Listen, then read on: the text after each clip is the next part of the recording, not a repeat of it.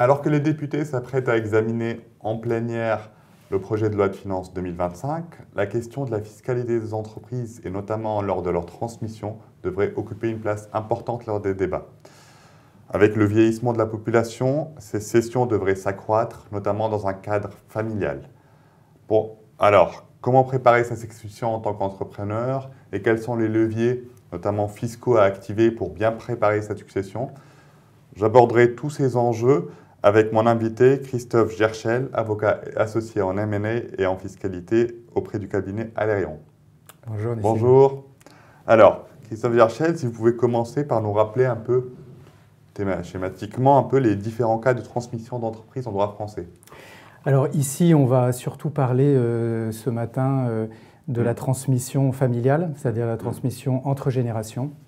Mais évidemment, il y a aussi la transmission aux salariés ou la transmission par vente, qui sont d'autres sujets finalement. Donc on va parler, comme vous dites, des transmissions familiales.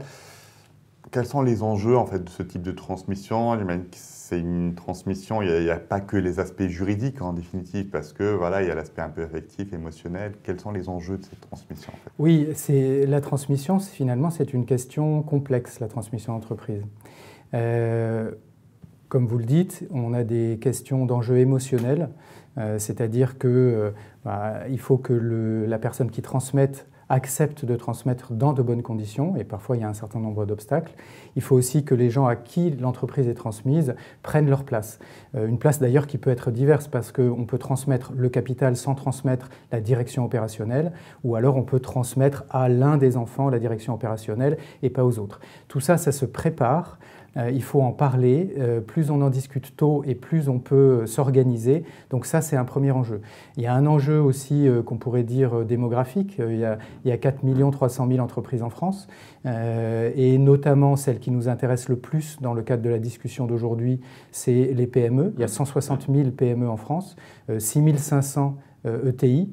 Et donc, ces entreprises-là, compte tenu de la démographie, de l'âge des dirigeants aujourd'hui et des actionnaires, vont être transmises dans les années qui viennent. Donc, c'est un gros enjeu pour l'économie française. Voilà. Et je dirais qu'il y a un autre enjeu, c'est que la génération qui arrive a besoin d'une entreprise éthique. Et donc, il faut aussi, au moment où on transmet, s'assurer que les jeunes générations, la génération d'après, se sent à l'aise d'un point de vue éthique, notamment des questions qui me sont chères sur le respect de l'environnement, de la planète. Et ça, ce sont des questions qu'il faut absolument aborder en amont. Merci beaucoup, c'est très intéressant. Et donc, ça passe, tant qu'il y a des enjeux, comme vous dites, de juridique, ça passe aussi par des modifications de statut, j'imagine, ça aussi, ça se prépare, vous intervenez là-dessus. Et sur les obstacles peut-être en fait rencontrés par les dirigeants, donc là on a parlé un peu des enjeux, sur les obstacles, il y a peut-être des freins fiscaux, juridiques, quels conseils donnerez-vous à ces dirigeants, donc comme vous le dites, qui s'apprêtent à passer la main à la génération future? Alors d'abord, si on voit la question sous l'angle de l'avocat, effectivement, on doit trouver des règles du jeu, écrire des règles du jeu entre la génération qui part et la génération qui arrive. Ces règles du jeu, elles s'écrivent effectivement dans des statuts, elles s'écrivent aussi dans des pactes d'actionnaires, et c'est là où les avocats peuvent rentrer en jeu. Il y a une question importante, c'est qu'on peut se voir transmettre une entreprise, je parle de la génération des enfants, être un très bon actionnaire et ne pas encore être prêt pour être un dirigeant opérationnel. Mais ce n'est pas grave, ça se fait dans le temps. Et pour ça, on peut organiser des statuts avec un comité stratégique non exécutif, un comité de surveillance, d'observation, où les enfants vont apprendre avant de pouvoir apprendre et comprendre l'entreprise, avant de pouvoir éventuellement la diriger. Merci beaucoup. Pour revenir donc aux discussions, on a évoqué au tout début sur le projet de loi de finances, il y a des enjeux également fiscaux, il y a des droits de succession, des droits de transmission. Et comment en fait optimiser en fait cette succession? Il y a le dispositif D-Trade, si vous pouvez nous rappeler un peu les conditions à remplir pour en bénéficier, et, voilà, comment l'activer en définitive.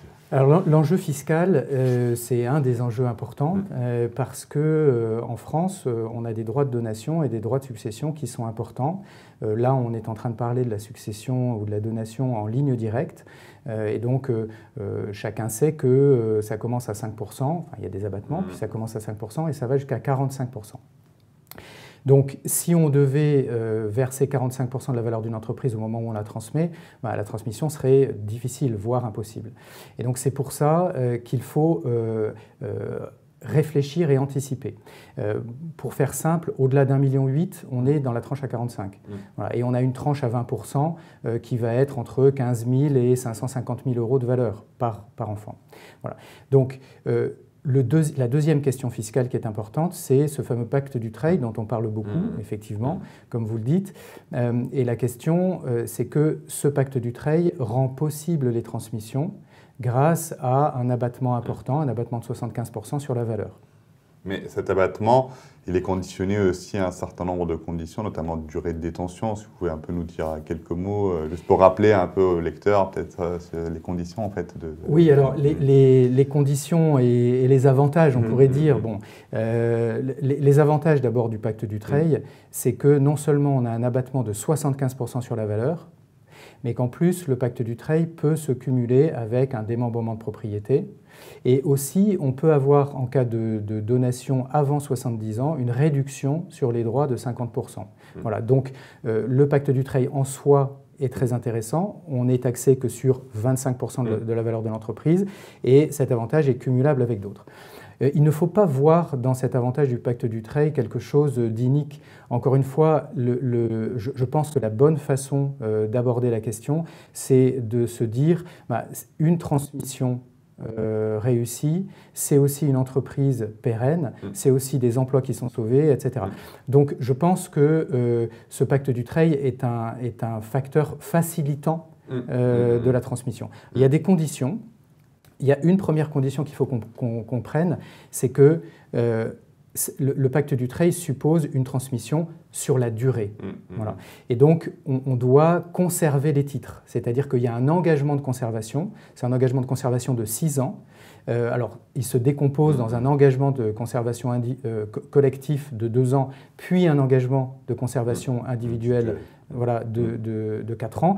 Et donc, en tout, les enfants doivent conserver les titres et les signataires du pacte Dutreil, au moins 34% du capital, doivent conserver les titres pendant 6 ans. Ça, c'est la première contrainte. Voilà. On a une deuxième contrainte, c'est que l'un des signataires du pacte Dutreil doit être dirigeant de manière pérenne. Bon, en général, ce n'est pas une contrainte, parce que soit ce sont les dirigeants actuels, soit un des enfants qui va être dirigeant. Ensuite, il y a des questions de forme. On est en France, donc il faut respecter le formalisme. Et ce formalisme, il se fait par un pacte qui doit être enregistré. Voilà.